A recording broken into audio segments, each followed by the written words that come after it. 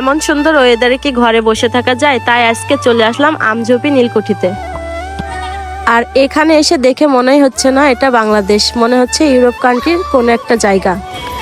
অনেকে নীলকুঠিতে আসেন কিন্তু পিছনের দিকে আসেন না, আর পিছনের দিকে লুকিয়ে আছে তার অন্যরকম সৌন্দর্য। নীলকুঠির পিছনের দিকে আছে ইতিহাস সাক্ষী সেই কাজলা নদী।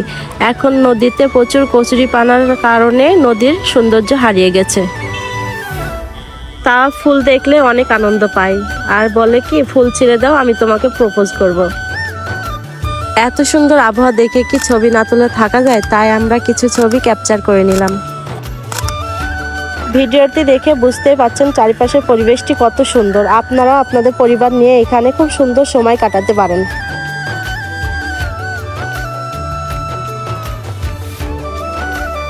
এখানে কয়েকটা ভাইয়া ছিল, তাকে ডেকে তারা চকলেট গিফট করলো, তা আপু অনেক খুশি হলো।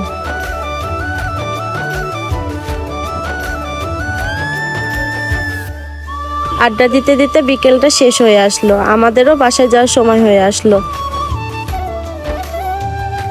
আবারও দেখা হবে নতুন কোনো ভিডিও নিয়ে নতুন কোনো জায়গায়।